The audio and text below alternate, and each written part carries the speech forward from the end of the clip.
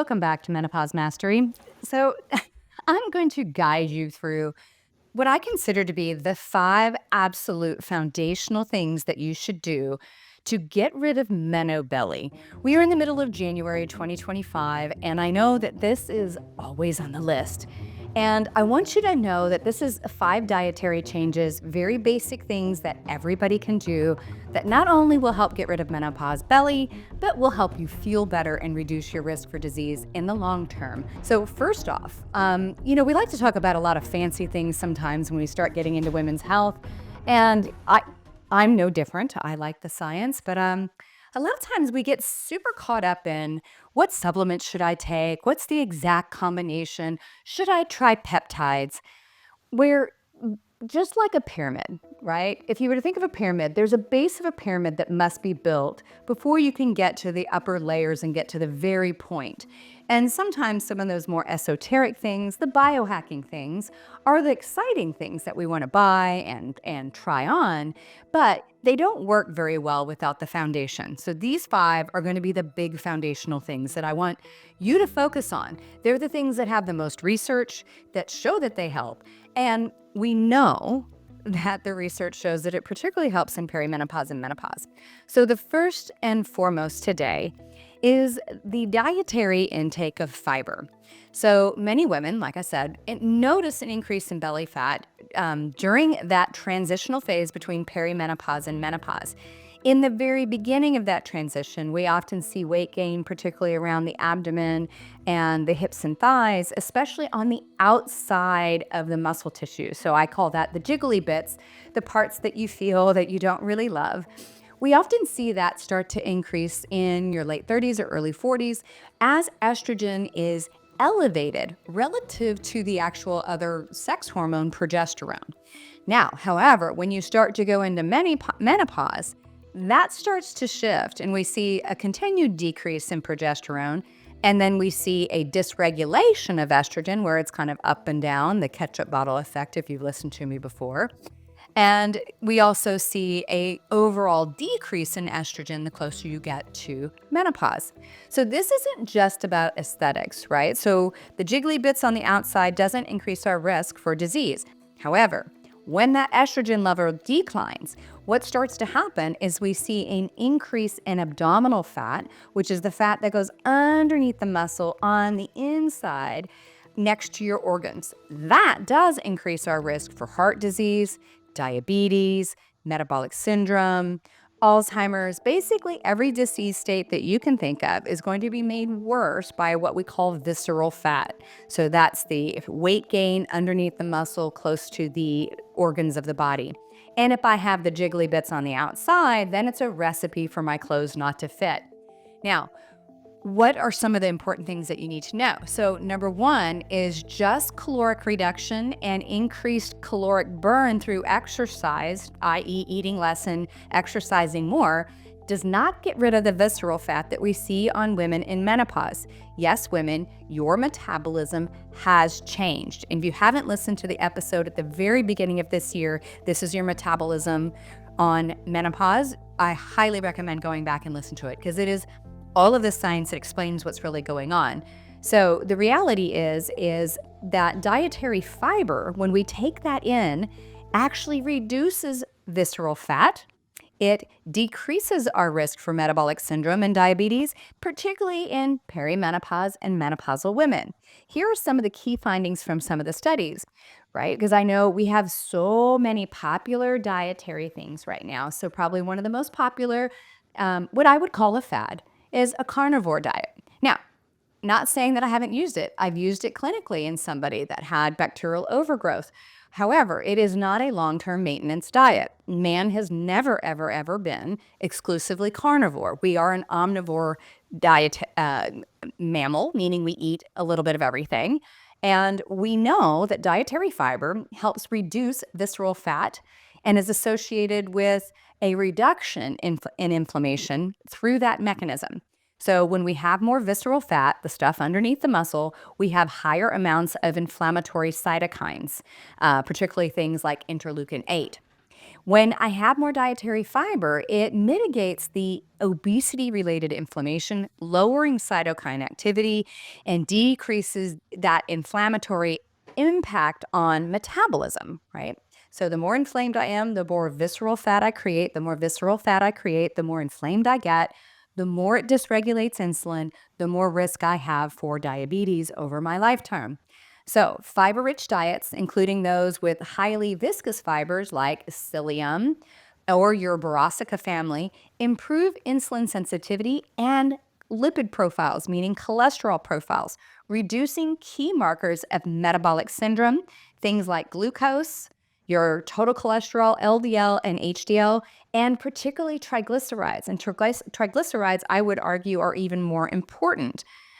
So when we look at the Mediterranean diet, which has been one of the most studied diets on the planet, one of the reasons why it has been found to be overall improvement on both metabolic effects, diabetes, cardiovascular, stroke, and dementia risk is because of the high fiber content, including things like legumes, lots of vegetables, and whole grains when they're consumed. Help reduce body weight, reduce metabolic syndrome by targeting specifically that visceral fat and the anti inflammatory activities. Barrera and their team back in 2020 had a recent study on that, and several other studies have come out. Let's see, Wickert and Pfeiffer in 2018 also showed that. When we look at a high diet of fiber, we see it's actually a reduced risk from 20 to 30% of actually incurring or creating type 2 diabetes by improving insulin sensitivity. That was Wickert's research that actually showed that. What else is very, very interesting is if you listen to my podcast about GLPs and GIP drugs and their impact on the gut, and particularly the microbes in the gut that help us produce GIP, fiber, especially what we call insoluble fibers like resistant starch. So when they're insoluble, they are not something we digest. They act as kind of a whisk broom in the gut, and they help bind to toxins, and they also help move things through the digestive tract, but it's also a food source, right? It's a food source for your microbiome. Resistant starches, of which are going to be a lot of your fruits and vegetables, but even legumes, things like cooked and cooled rice, cooked and cooled potatoes. It's actually in the cooling process that crystallizes some of the starch that makes it undigestible to humans, and therefore reducing basically some of that impact. But that resistant starch and the insoluble fiber enhances peripheral glucose uptake in the mucous tissue. So it actually changes how our body absorbs carbohydrate content from our carbs. So think of it this way. Your fiber wraps around the sugar molecules in your carbohydrates, pulling them deeper into the digestive tract, making them available for your microbiome, which therefore then helps them make what they need to make and reduce the impact on the blood sugar. So fiber is good for managing blood sugar and reducing the speed in which carbohydrate content in the form, particularly of glucose, gets mobilized to the bloodstream from your gut. Fiber also helps to contribute to improved metabolic profile and weight loss in menopausal women. Matter of fact, there was a study done by Sprodiferous and their colleagues in 2013 showed that diets that were higher in fiber content, this is an epidemiological study, so it was diet recall, but they showed those that ate more fiber had reduced visceral fat, waist circumference, and an improvement and actually a resolution of metabolic syndrome, which is the precursor to diabetes. So we've got tons of research about fiber content. And it's estimated that the American diet right now, the standard American diet, I know none of you are doing that because you listen to me and you are really aware of your health, but that the standard American is probably getting less than 8 grams of fiber a day. So let's get into some practical tips. Now, fiber, if you're not eating a high fiber diet, you don't want to jump to a really high fiber count overnight because it often will produce gas and bloating, and you'll see changes in your digestion because of that. That often resolves over time. Because your microbiome, your bacteria in your gut ferment those fibers, if you have digestive problems like SIBO or IBS or other problems, you may have to go more slowly or work with a qualified functional medicine practitioner that can really help you with your gut.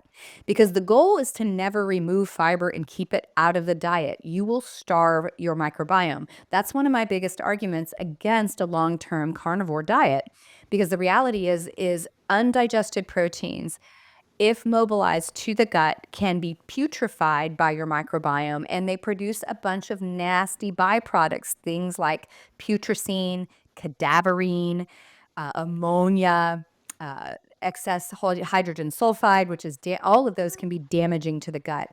And so we need fiber so we can keep the microbiome balanced, because our microbiome grew up for millions of years alongside of the humans eating an omnivore diet. So, what are some practical tips? Right. So, a minimum that I would say we would go for is 25 grams in total throughout the day of fiber. Now, does that mean that you actually have to do a fiber supplement? No, we're talking about dietary and lifestyle changes now that have nothing to do with supplementation. Yes, I have my own line of supplements at Metabolic Blueprint.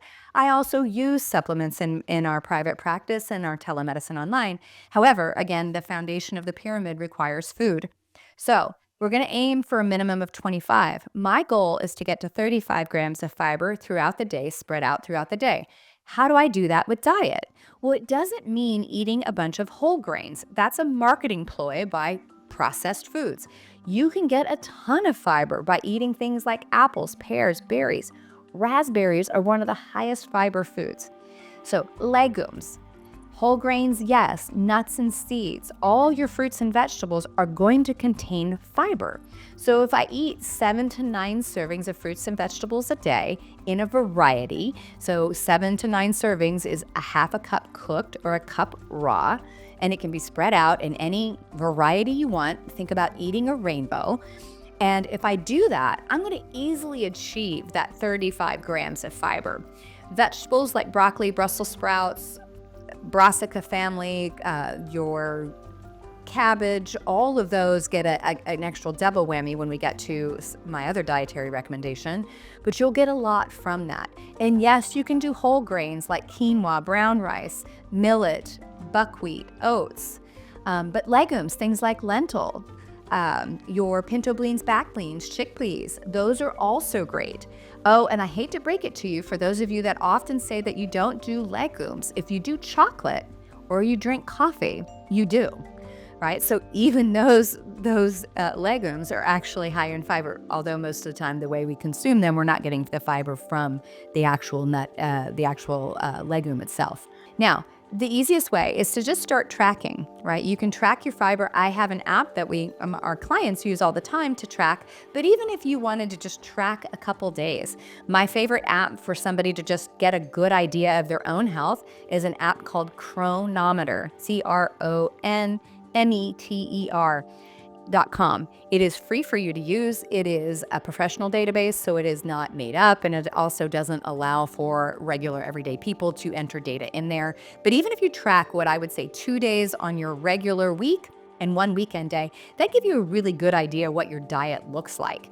And you just want to calculate what that fiber is like, and Chronometer will do that. And it's also important to note that fiber, especially in your gut, works to help pull fluid and keep the stool soft as long as you have enough fluid in your diet. We're going to talk about that in a minute. So, fiber can help make your stools easier to pass, but if you don't drink enough fluids or water, it can actually act like concrete. So, if you start noticing more constipation, it probably means that you need to drink water. And like I said, you want to go slowly and increase your fiber if it's not something that's been in your diet a lot. And if you're somebody with digestive problems, it might be worthwhile to examine what's really going on and work with somebody who is a gut health expert to make sure that your digestion's working. Because fiber is a powerful tool. Again, gets rid of the visceral abdominal fat, reducing the waistline, gets rid of the menobelly, but also reduces your risk through that mechanism of inflammatory cytokines and the risk for most of your nasty diseases of aging. Number two, now we've all talked about this, but I want to talk very specifically about this because it's become the discussion du jour in the last year. A lot of it is because of Gabrielle Lyon's book coming out about muscle, and muscle being the most important metabolic engine for aging. What I can tell you is one of the biggest determinants of longevity and health span is the amount of muscle mass you have on your frame. Frailty, sarcopenia, which is basically lack of lean muscle mass regardless of size. There are a lot of women running around, especially after kind of the Ozempic craze, who are lean looking, right? So there's what we call skinny fat. They may be small in stature, but they actually lack lean muscle mass. As we get older, that increases our risk of all-cause mortality and frailty because we just don't have enough muscle on us. We're going to have weaker bones, weaker muscles, weaker capacity to recover. So, what's important to know? As we get older, our ability to do a thing called muscle protein synthesis, so take the protein from your diet and push it into the muscles and make muscles out of them, declines. That's why we lose muscle mass. I remember I was showing my husband the other day. I said, "Oh my gosh, I used to hate my hands looked chubby, right? Do you remember in your 20s when your hands looked chubby? You couldn't see any of my veins." And I was like, I have little baby hands. I wanted adult woman hands. Now I have more than adult woman hands. So some of the things that we see with aging is we see a reduction in the production of collagen. We see reduction in the fat pads on things like the hands, the neck, and also the face, which is why we see more wrinkling and, bluing of the skin and all those other things and the wrinkles on your hands. But at the same time, we're losing muscle mass. And, that's when we get sort of the flabby arms and all those things that we hate because we're losing those muscles. And like I said, sarcopenia or muscle wasting accelerates as we go through perimenopause and menopause because estrogen actually is protective to muscle mass. Testosterone, while we have it, is protective to muscle mass. Now, testosterone doesn't decline in the same way as estrogen. It doesn't nosedive, but it slowly rolls downhill. So by the time you get to 50, it's way below what it was in your 20s. Now, what do we do? So the solution is more protein, but it's also about the strategic timing of protein. Now, what we try and tell people to aim for, we want about 1 to 1.6 grams per kilogram. That's what the studies show. Sorry, those of us in America, we don't use kilograms and grams because America wanted to be a pain in the butt. But here's what that equates to. It equates to about 100, 120 grams or more of protein for a woman. So basically, you want your bottom of your edge should be 100 grams. You should be shooting for 120. And here is why. Is a high protein diet is going to help you make more muscle, right? Actually, in a metabolically sound person. So somebody who has not been obese for a long period of time, somebody who has been in relatively good health. Now, could you have a little extra body weight you want to get rid of? Yes, but you have not been what we would diagnose clinically obese, which is a significant amount of body fat over your 29 percentile of a BMI. When you're in that, let's say, healthy range, but overweight range, you still have some metabolic efficiency with how your body metabolizes protein. But if you struggled with weight for a longer period of time or excess body weight, sometimes this can take a little bit to fix. But in somebody who's relatively healthy metabolically, just taking in more protein at a single meal turns on the muscle building process. Right, you're not going to get muscly if you just sit on the couch and eat a bunch of protein. So I need to qualify that. But eating protein does stimulate it. The other thing is we have to be doing things to build muscle mass to stimulate it. So weight training, heavy weights, doing a lot of weight training, using that as your primary exercise helps synthesize and tell your body to make muscle. Now, what's really, really interesting is the studies show that when we take in protein, the timing really matters. This is a study that came out in 2023.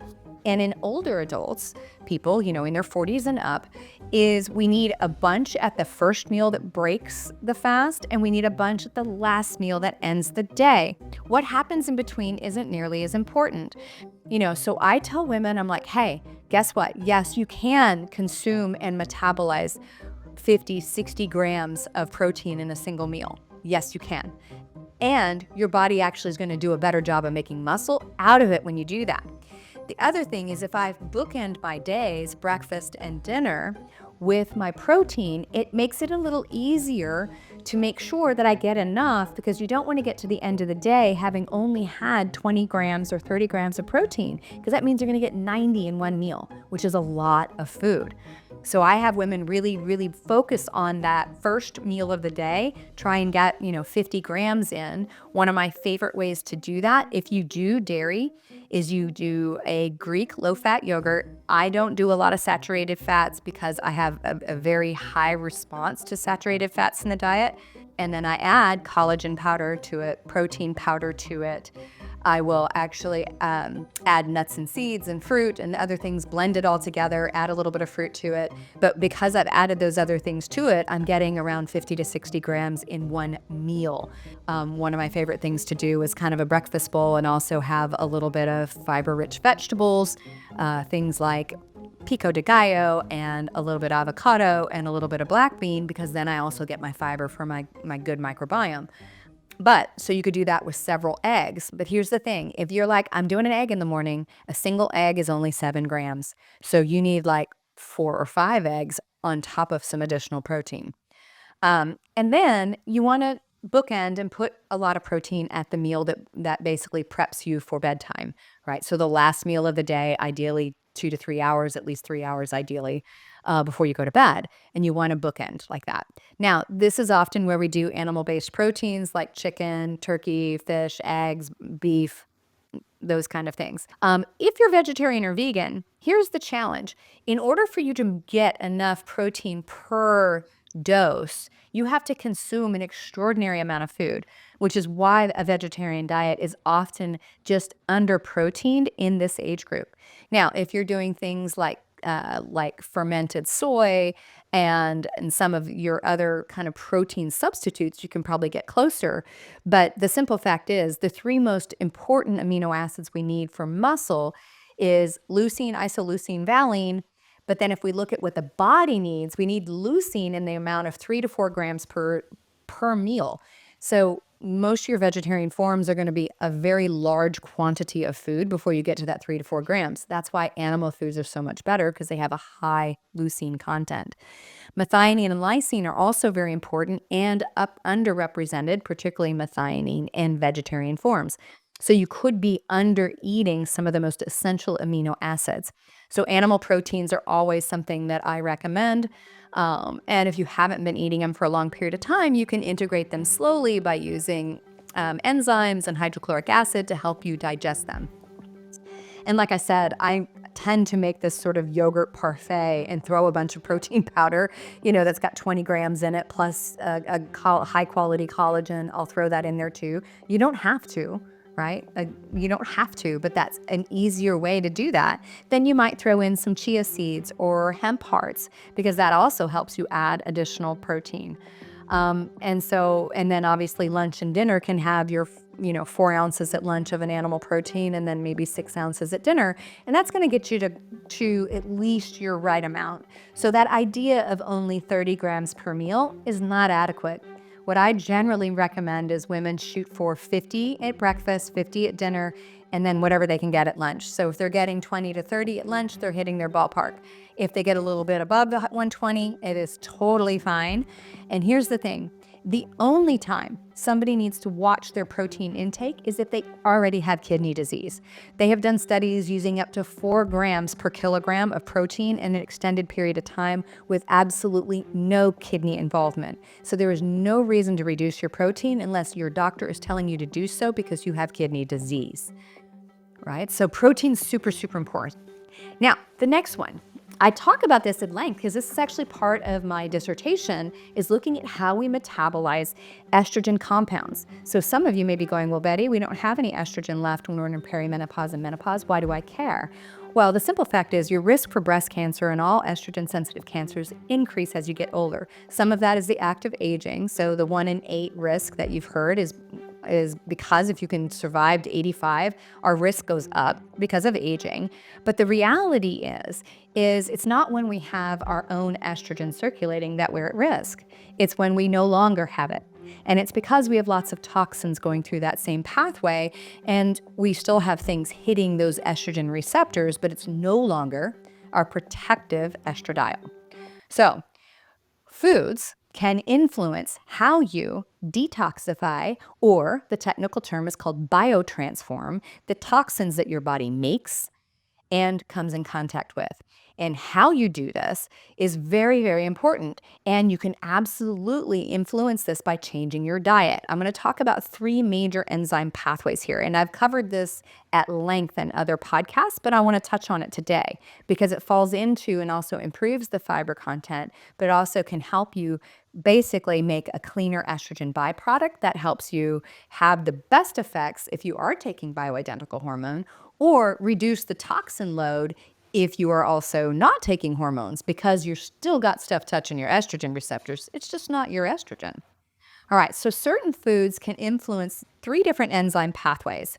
And these are part of your what we call phase 1 liver detoxification pathways, controlled by the cytochrome P450 enzymes, or CYP enzymes, or sometimes called CYP enzymes.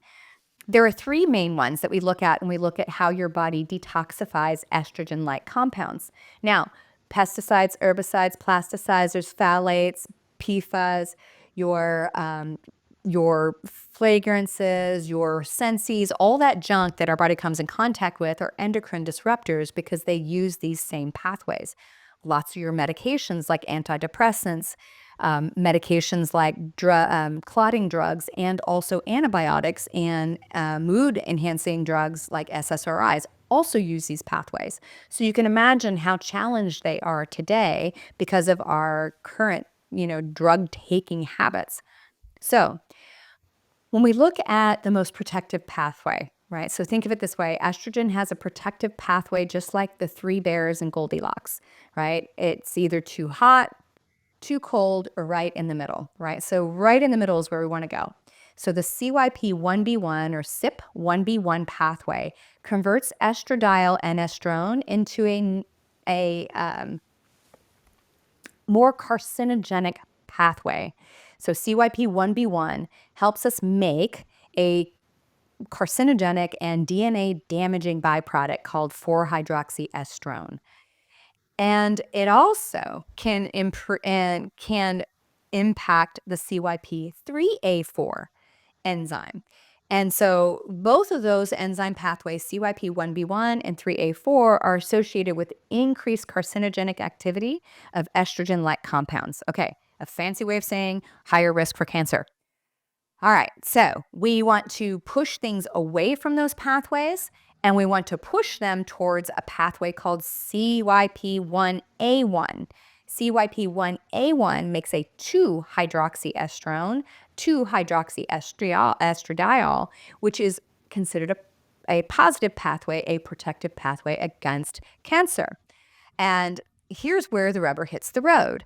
Foods can influence kind of directionally, almost like a speed dial, how much things go from one side to the other or down these 3 different pathways. So let's talk about the ones that are positive for this. So if you're worried about your toxin load, regardless of whether you're taking hormones or not, your diet is your foundation to clean this up. So if I eat cruciferous vegetables, things like broccoli, Brussels sprouts, your cabbage, your cauliflower, your kale, all the Brassica cruciferous vegetable families help increase the activity of CYP1A1, the clean pathway. These foods all contain a compound called indole 3-carbinol that gets broken down into DIM, and it helps improve the production of 2-hydroxyestrone, which is considered protective. And it also reduces the likelihood of it going down the 4-hydroxyestrone pathway, which is the CYP1B1. So the take-home message, I need to eat more Brassica family foods. Now, what else does that? Soy isoflavones. So soy isoflavones, particularly in soy foods that have been fermented, can really, really help because they also do the same thing and they push things away from the CYP3A4 pathway as well, which makes a 16-alpha hydroxyestrone, which is also toxic. Now, berries have actually been shown too. So strawberries, blueberries, raspberries, blackberries have all shown, along with ellagic acid, to suppress CYP1B1, right, which is a nasty toxic 4-hydroxy pathway. So if I eat a little bit of those all the time, it will help reduce that pathway. And in studies, Iyer and Gupta back in 2010, I think were the first one to show this, that when I had berries, or not I, but when someone had berries and ellagic acid in their diet, they actually saw an increase in a decrease in CYP1B1 activity and estrogen-induced what they call mammary tumorigenesis, right? So making of tumors, because it favored positive estrogen detox down the CYP1A1 pathway. Now, that's not the only thing, because some people can't do those berries, or some people can't do brassica family. So hops and phytoestrogens. So hops, most people think of that in beer, but you can do hops. Particularly, it's often found in supplements, but foods that contain hops or beer-like compounds also. You could do an alcohol-free beer or gluten-free beer also. Hops and their compounds induces CYP1A1 pathway through multiple activations, and it promotes estrogen detox, reducing genotoxin 4-hydroxyestrone metabolites. So taking in hops also can help reduce that. Diets high in protein. So a very high protein diet is going to increase CYP3A4 activity and promote some estrogen metabolism also. But it's a reduction of your 4-hydroxy pathway as well. So getting adequate protein can influence this pathway as well. Now, one of the things that we see, this is about adequate protein, not too much. One of the things that we see in an extremely high protein diet is over time changes to the microbiome. And if I have significant changes because I have not given enough dietary fiber for the probiotics that survive there, we do see an increase of beta-glucuronidase producing gram-negative bacteria, which are bacteria that basically make a byproduct called beta-glucuronidase that allows for toxins slated to go out in the trash that are like estrogens or estrogen-like to get recirculated into the bloodstream. So it's about enough protein, not too much, which is why I want fiber and protein in the diet. I want both because I need the benefit of both. So your foods like soy isoflavones, your cruciferous vegetables, berries, hops, rosemary, all of those things can actually help estrogen metabolism. Green tea extracts, matcha, all help. And that's all stuff that you can eat, not have to take. And so that's super, super value. Same thing with turmeric. Turmeric has across the board improvements, but it also reduces, because it is a phytochemical, much like hops, it actually reduces the impact of CYP1B1 by preferentially pushing things down the cleaner CYP1A1 2-hydroxyestrone pathway. And things like flaxseed, chia seed, and whole grains, because they also contain the fiber that binds to the toxins. So having those foods in my diet is going to help. Eating the brassica family is going to help because it's going to raise indole 3-carbinol and another byproduct called sulforaphane that seriously combats oxidative stress and increased detox pathway struggle. So how to do that? You can definitely do berries. You can do broccoli, kale.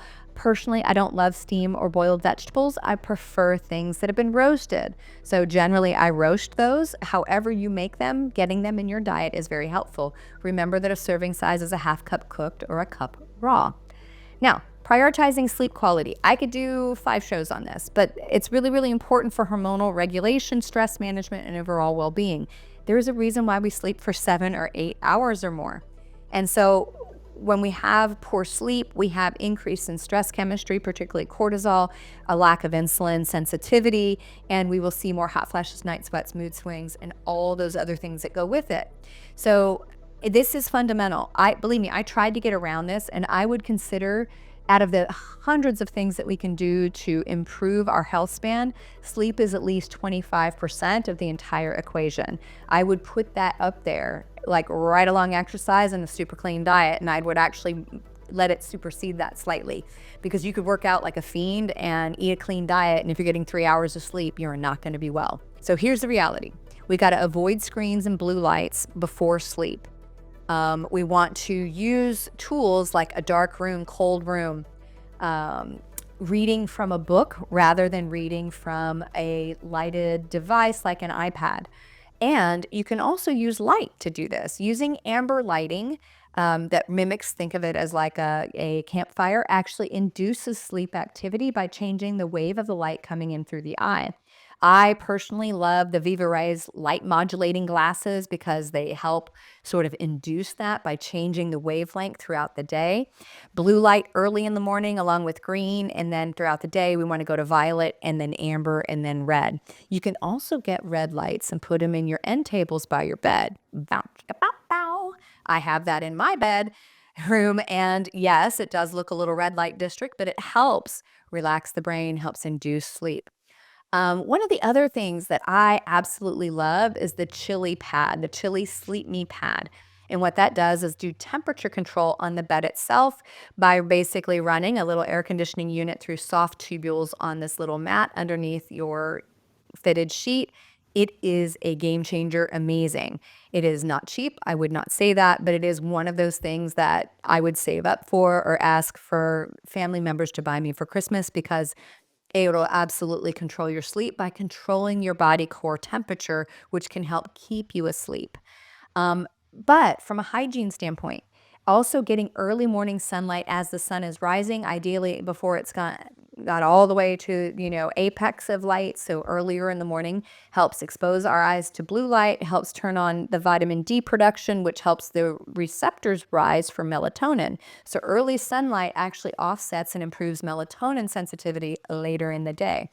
Vigorous exercise, both heavy weight training and cardiovascular exercise that causes the heart to pump, can improve your sleep. Also, things like if you have a sauna or you happen to live like I do in Texas, where half the year it's scorching hot, you can get exposure, UVB, UVA light. So that helps with some of the sun exposure, vitamin D synthesis, but it also helps induce sleep. So heavy sunlight heat earlier in the day can help induce sleep later at night. You can also use a hot bath before bed to raise your exterior temperature because you're sitting in a hot bath, which then tells the body to cool the core body temperature down to help with your sleep. And then also socks. Socks on your feet, warm feet helps you go to sleep. And then the last thing, all your other sort of interesting technology like red light, all those things can help. But again, if you're not dialing in the environment for your sleep, that is going to set up the environment where you're not going to get high quality sleep, even if you play with all the tools and the fancy stuff. I have it all, but the fundamentals have to get done. Now, the last one I want to talk about today is hydration. Now, hydration gets a lot of airplay and it's got a lot of misinformation out there. Hydration's all about the amount of fluid and water that you take in. That includes what you drink, offset by how much, things that you might drink that may cause you to excrete more fluid. Like if I drink a lot of coffee, I'm going to pee out a lot of fluid. So I need to offset that with the fluid I take in.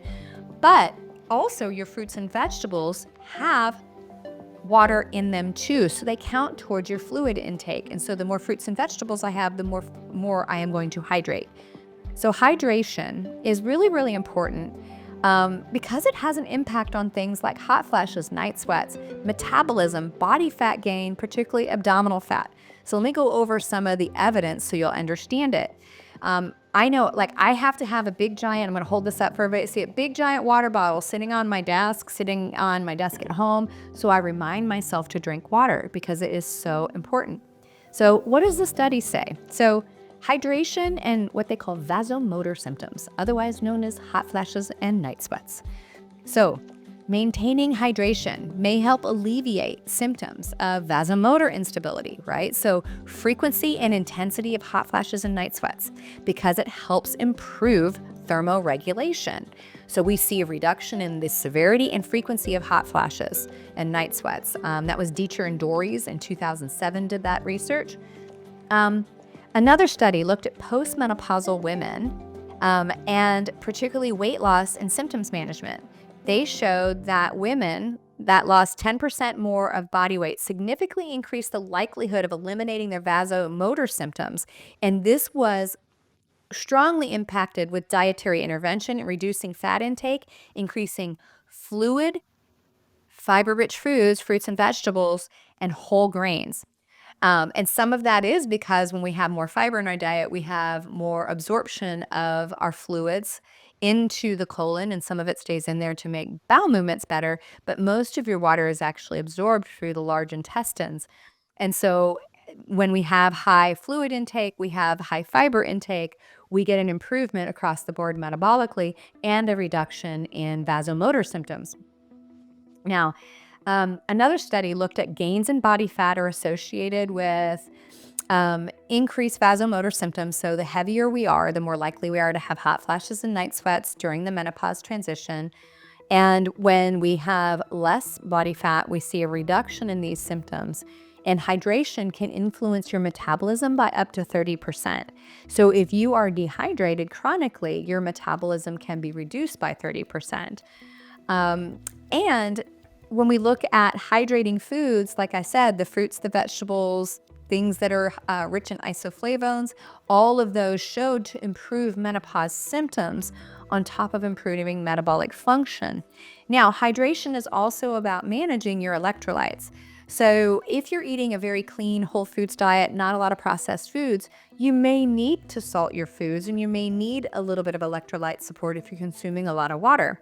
And so it's a balance of that. So a lot of my people may consume a little additional sea salt or some electrolytes with their water because you can actually wash out too much of your sodium, potassium, and chloride along with magnesium, calcium, which are lesser players. And often fatigue, particularly mental fatigue, is one of the more common symptoms. So a little bit of salt can go a long way. Now, if you happen to be hypertensive, have high blood pressure, you can completely mitigate any changes in blood pressure by consuming enough water. So if your blood pressure responds to sodium intake, it's because you're dehydrated, right? So that's another thing. So you shouldn't, if you're hydrated well enough, you should have no impact to your blood pressure. That was Rick Johnson's work out of the University of Colorado. And so big take home message is dehydration can slow your metabolism, saying increase your hot flashes, night sweats, and everything else under the sun. Also increase your likelihood for temperature regulation issues at night, leading to insomnia.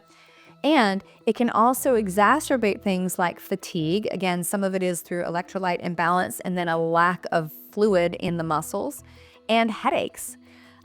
We want about 2 to 3 liters a day, right? So liters. And so another way to think about it is 1 ounce for every 2 pounds of body weight is another way to think about it. So a 150-pound woman wants to take in water 75 ounces, and then there's going to be a fair amount coming from fruits and vegetables.